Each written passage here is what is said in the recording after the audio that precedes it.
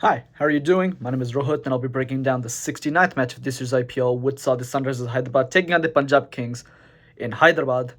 And this will be the final breakdown of the group stage of this year's IPL.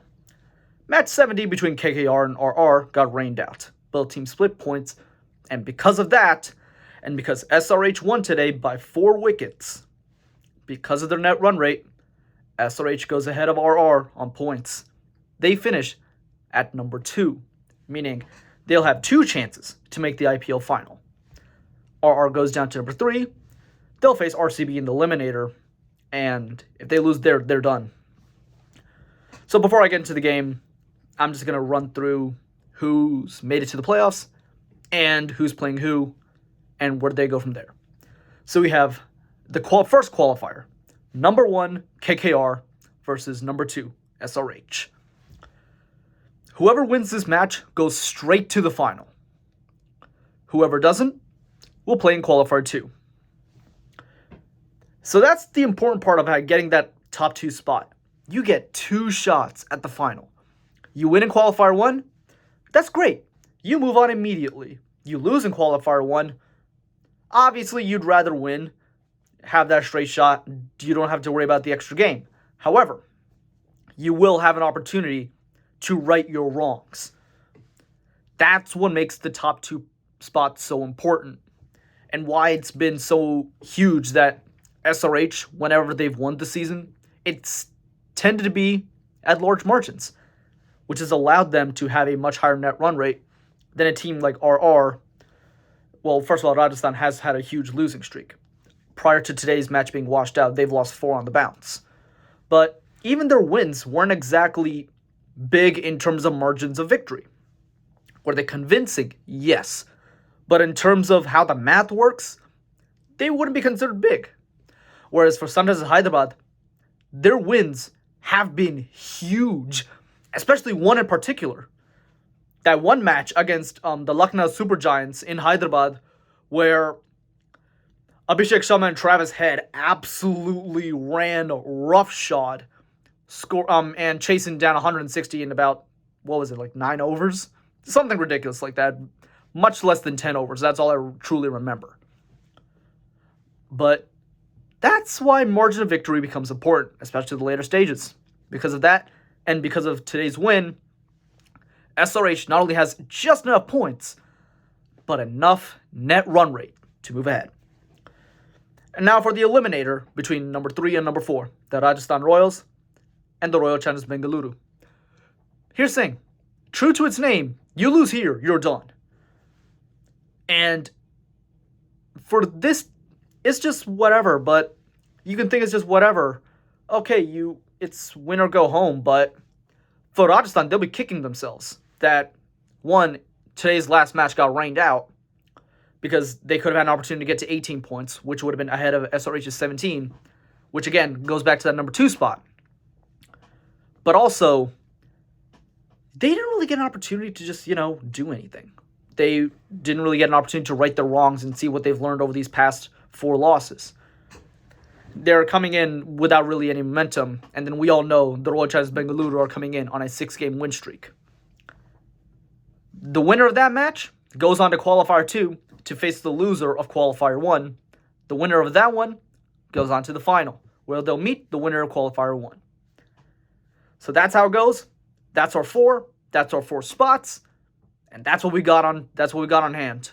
But right now, let's talk about how the Sunrisers Hyderabad got to 17 points and how they've managed to go ahead. And here's the thing.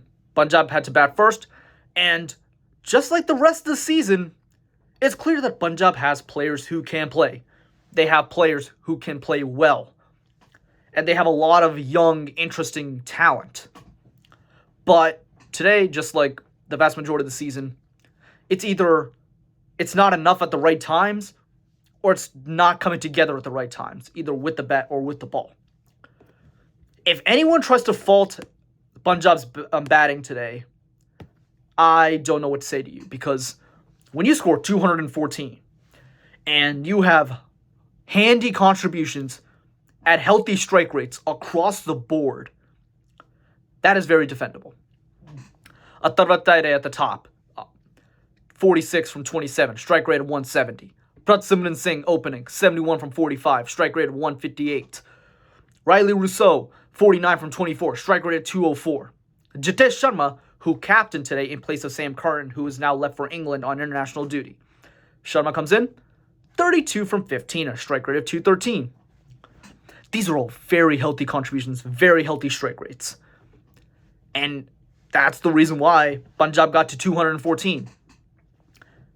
And they didn't really accelerate, but here's the thing. When you're going at 10s for the most part, it's going to be hard to accelerate. But what's important is that they didn't dip below 10s. But they found a way to at least get to 10.5, which is still excellent. But their bowling is where Punjab kind of lost the plot. And credit has to be due to mainly Abhishek Sharma, who has done what he has done throughout the entire season. Boss the power play, put the pressure on the bowlers, and really get the Sunrisers Hyderabad ahead in the match if they're chasing. 66 from 28, a strike rate of 235. And here's the thing. Here's what's more important. Travis Head got out for a golden duck. 0 runs.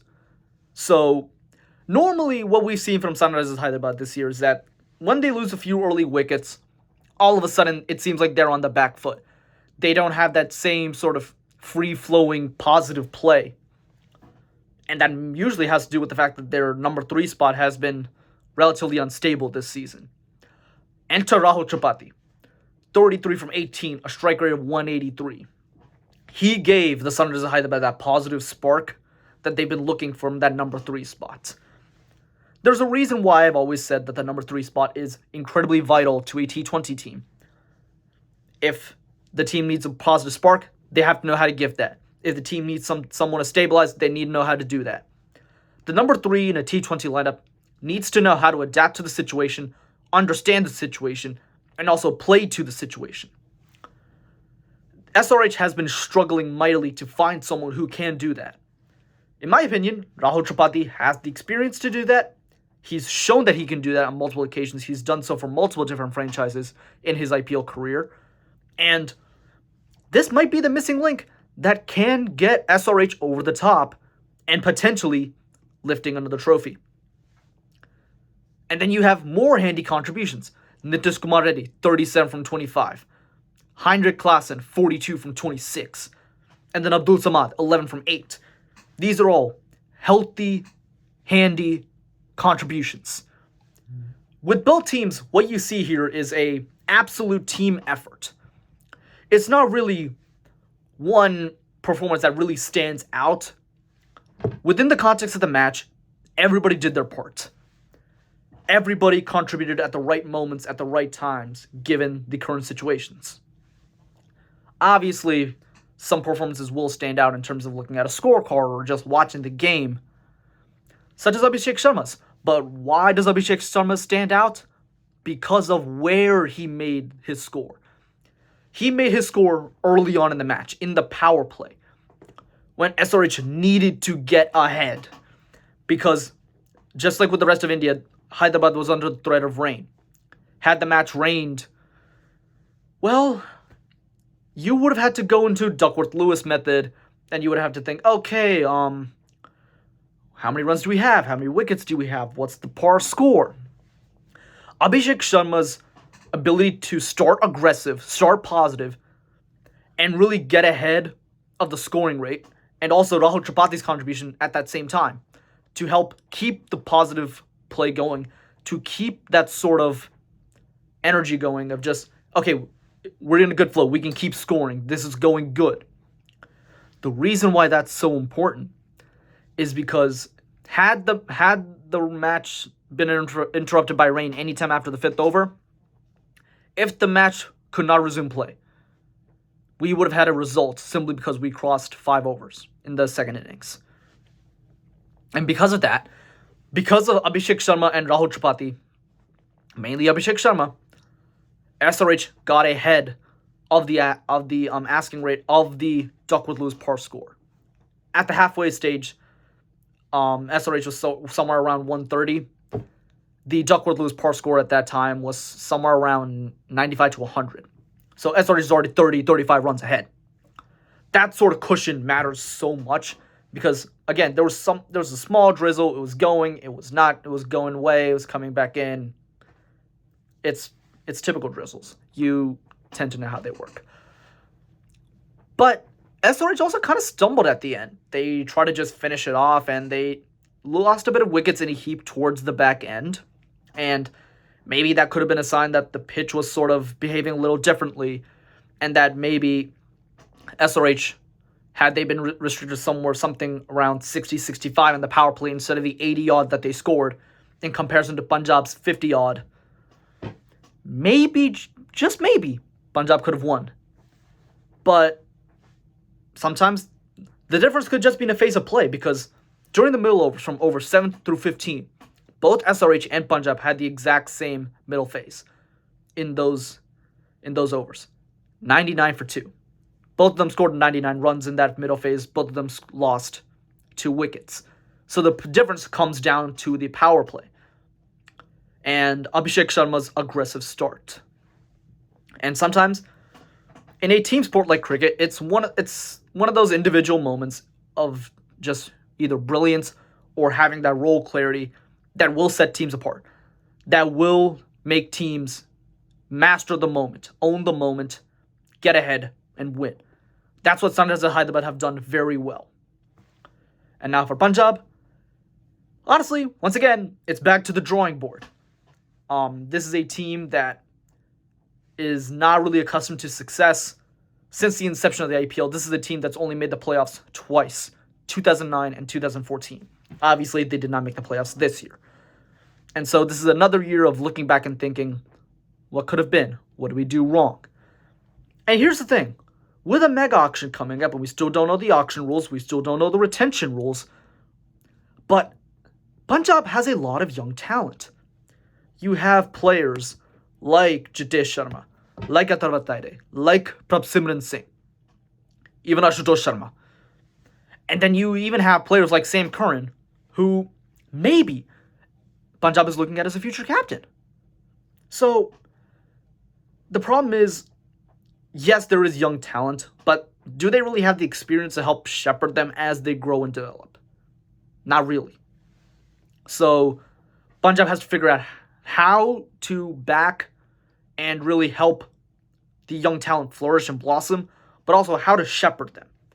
If they can't answer that, then this next mega auction cycle could be a lot more of the same. So there's a lot of questions to be answered. Time to see how they answer them. For Sunrisers Hyderabad, it's on to Ahmedabad. Qualifier 1 against KKR. Winner moves on to the final. And this team might be the one who rises to the moments better than everybody else, to master those crunch time moments and get ahead. And I think that's why, for right now, of these 4 teams, I think Sunrisers Hyderabad are the favorite. With that, thank you so much for watching. Please like, comment, subscribe, and get your popcorn ready, folks. It's playoff time.